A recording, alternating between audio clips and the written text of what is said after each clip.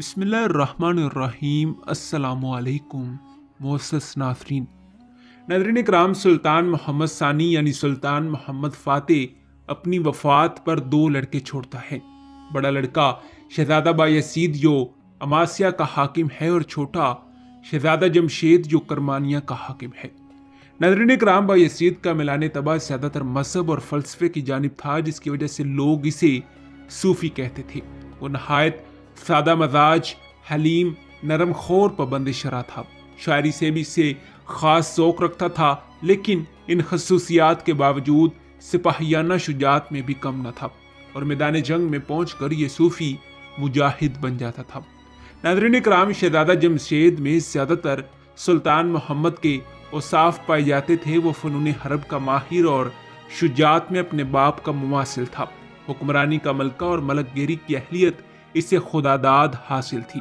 ناظرین اکرام، اس کے ساتھ شاعری میں بھی اس کا پایہ بلند تھا۔ جس وقت سلطان محمد کے انتقال کی خبر قسطنطنیہ میں پہنچی تو ینیچری نے تمام شہر میں لوٹ مار مچا دی اور وزیر اعظم کو، جس نے سلطان کے وفات کو مخفی رکھنے کی کوشش کی تھی، قتل کر دیا۔ چونکہ وزیر اعظم کے متعلق معلوم تھا کہ وہ شہزادہ جمشید کا طرفدار ہے، اس لیے شہزادہ بایزید کے حامیوں نے بآسانی ینیچری کی حمایت حاصل کر لی۔ اس کے بعد باقی افواج نے بھی ینیچری کے ساتھ بایزید کے سلطان ہونے کا اعلان کر دیا۔ ناظرین اکرام، شہزادہ جمشید کو سلطان کے وفات کی اطلاع دیر میں ہوئی تھی۔ اس درمیان میں شہزادہ بایزید نے قسطنطنیہ پہنچ کر تخت پر قبضہ کر لیا۔ ینیچری نے اس کی حمایت کی، لیکن تخت نشینی کے موقع پر اپنی تنخواہوں میں اضافے اور بخشش کا مطالبہ بھی پیش کیا۔ اس رسم کی بنا سلطان محمد فاتح کی تقریب تاج پوشی میں پڑ چکی تھی۔ بایزید کو مجبوراً یہ مطالبہ پورا کرنا پڑا۔ اس کے بعد 300 برس تک یہ دستور قائم رہا کہ ہر نئے سلطان کی تخت نشینی کے وقت ینیچری کو بڑی بڑی رقمیں بطور انعام کے دی جاتی تھیں۔ بقول کریسی، یہ رسم جس قدر خزانہ شاہی کے لیے بار تھی، اس قدر سلاطین کے لیے باعث شرم بھی تھی۔ ناظرین اکرام، خاندان عثمانی کی ایک نمایاں خصوصیت یہ تھی کہ اس کا کوئی شہزادہ تاج و تخت سے کم پر کسی طرح راضی نہ ہوتا تھا۔ اس لیے کسی سلطان کے مرنے پر اس کے لڑکوں میں تخت سلطنت کے لیے جنگ کا شروع ہو جانا لازمی تھا۔ چنانچہ اس موقع پر بھی اگرچہ بایزید تخت پر قابض ہو چکا تھا اور تمام فوج اور عمرۂ دولت نے اس کی حمایت کا اعلان کر دیا تھا، تاہم شہزادہ جمشید نے علم بغاوت بلند کر دیا اور جنگ چھڑ گئی۔ وہ جانتا تھا کہ اس کے والد نے جو خونی قانون دستور سلطنت میں داخل کر دیا ہے، اس کی وجہ سے اس کی جان ہر وقت خطرے میں ہے، لہٰذا اطاعت قبول کرنے کے بعد بھی اسے بایزید کی طرف سے اطمینان نہیں ہو سکتا تھا۔ اعلان جنگ سے قبل اس نے یہ تجویز پیش کی تھی کہ سلطنت 2 حصوں میں تقسیم کر دی جائے۔ یورپ کے صوبے بایزید کی حکومت میں رہیں اور ایشیا کے صوبوں پر شہزادہ جمشید کی حکومت کو تسلیم کر لیا جائے، لیکن بایزید نے اس تجویز کو مسترد کر دیا۔ اب لڑائی کے سوا کوئی چارہ نہ تھا۔ 20 جون 1481 عیسوی کو احمد قدک پاشا نے جمشید کو شکست دی اور وہ بھاگ کر سلطان مصر کے دربار میں پناہ گزین ہوا۔ دوسرے سال مصر کی فوجی مدد کے ساتھ وہ پھر واپس ہوا اور ایشیا کوچک کے بعض ترکی سردار اس کی حمایت میں کھڑے ہو گئے، لیکن اس مرتبہ بھی سے شکست کھا کر واپس وطن چھوڑنا پڑا۔ ناظرین اکرام، اب کی بار وہ بجائے مصر کے روڈس پہنچا تاکہ وہاں سے مدد لے کر سلطنت عثمانیہ کی یورپین مقبوضات میں داخل ہو اور اثرنو قسمت ازمائی کرے۔ ناظرین اکرام، روڈس مبارزین یروشلم کے قبضے میں تھا۔ اس کا سردار ڈی ابوسن ایک نہایت چلاک اور غدار شخص تھا۔ اس نے ایک طرف تو شہزادہ جمشید کو مدد دینے کا وعدہ کیا اور اس سے یہ معاہدہ کرایا کہ بصورت کامیابی وہ مبارزین روڈس کو بعض مخصوص اور اہم مرات عطا کرے گا، اور دوسری طرف سلطان بایزید سے یہ طے کیا کہ 45,000 وقات سالانہ کے عوض وہ جمشید کو نظر بند رکھے گا۔ چنانچہ 7 برس تک یہ بدنصیب شہزادہ روڈس اور پھر فرانس کے مختلف مقامات میں جو مبارزین روڈس کے قبضے میں تھے، ظاہری احترام کے باوجود دراصل ایک قیدی کی طرح زندگی بسر کرتا رہا۔ تمام یورپ کو جمشید کے معاملے میں دلچسپی پیدا ہو گئی تھی اور متعدد بادشاہوں نے شہزادے کو حاصل کرنے کے لیے ڈی ابوسن سے مراسلت شروع کر دی تھی۔ وہ چاہتے تھے کہ اسے بایزید کے مقابلے میں کھڑا کر کے سلطنت عثمانیہ کو نقصان پہنچائے، لیکن ڈی ابوسن 45,000 وقات سالانہ کی رقم سے دستبردار ہونے کے لیے تیار نہ تھا۔ नाज़रीन कराम वो मामले को तूल देता रहा। इस दरमियान में इसने शहजादा जमशेद की माँ और बीवी से भी, जो इस वक्त काहरा में मुकीम थी, खतो कदाबत शुरू कर दी और इन्हें यकीन दिलाया था कि अगर 20,000 वक़ात अदा कर दिए जाएं तो शहजादा जमशेद फ़ौरन काहरा में पहुंचा दिया जाएगा।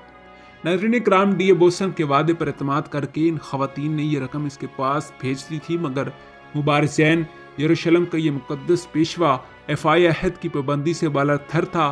ईसाई मौरखीन भी इस शर्मनाक फ़रेब पर इज़हार नफ़रत करते हैं। बिलाखिर शाह फ्रांस चार्ल्स हस्चम ने जिम को यानी जमशेद को डी बोसन के पंजे से रहा करके पोप इनोसेंट हश्तम के पास रोमा भेज दिया। नाज़रीन कराम यहाँ भी इसकी हैसियत हकीकतन एक कैदी ही की थी, अगरचे इनोसेंट ने इसके साथ बड़ी हमदर्दी का इज़हार किया और इसको अपने महल में इज्जत व एहतराम के साथ रखा। अब पोप ने 40,000 वक़ात सालाना की रकम शहजादे की निगरानी के सिले में बायज़ीद से वसूल करना शुरू कर दी।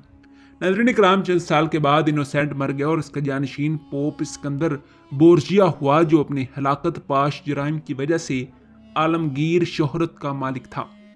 नाज़रीन कराम सिकंदर बोर्जिया ने अपना एक सफ़ीर सुल्तान बायज़ीद की खिदमत में भेजकर शहजादा जमशेद की नज़रबंदी से मुतल्लिक साबिक मुआहदे की तजदीद की और इसमें एक अहम दफ़ा का इजाफा किया कि अगर वो सुल्तान के शहजादे की तरफ से हमेशा के लिए मुतमिन कर दे तो बजाय 40,000 वक़ात सालाना वसूल करने के 3 लाख वक़ात यकमश्त का मुस्तहिक होगा।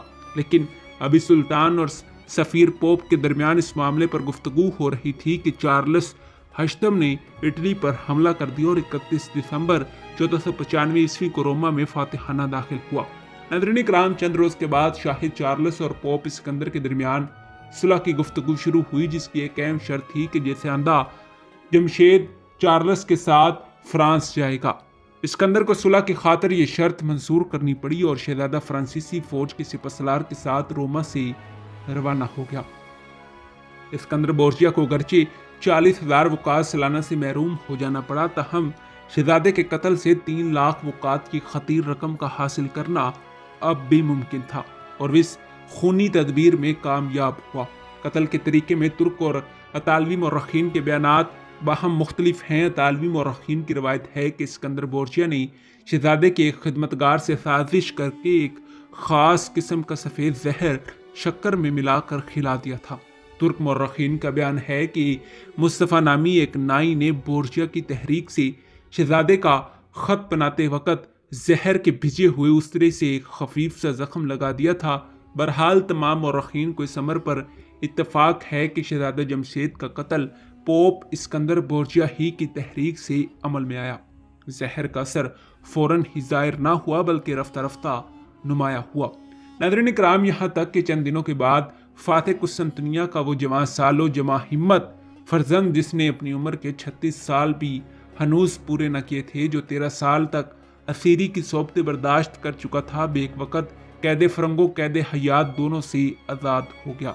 आखिर वक़्त तक इसे अपनी बीवी और बच्चों के देखने की हसरत थी। इसकी आखिरी दुआ ये थी कि ऐ मेरे रब, अगर दीन हक के दुश्मन ये चाहते हैं कि मेरी ज़ात को अलाकार बनाकर इन तजवीज़ों को तकवीत पहुँचाए जो उन्होंने मुसलमानों की बर्बादी के लिए सोच रखी हैं, तो आज के बाद मुझे जिंदा न रख बल्कि फ़ौरन मेरी रूह को अपनी तरफ उठा ले। नाज़रीन कराम सुल्तान बायज़ीद ने इसकी लाश पूरे से यूरोप से मंगवा ली और इसे शाही तस्को एहतशाम के साथ भरोसा में सुपुर्द खाक कर दिया। जी हाँ नाज़रीन कराम, यही हमारी आज की वीडियो का मौजू था। उम्मीद है कि आपको वीडियो पसंद आई होगी। मिलते हैं इसी मौजू की अगली किस्त के साथ, तब तक दीजिए इजाज़त। खुदा हाफिज़।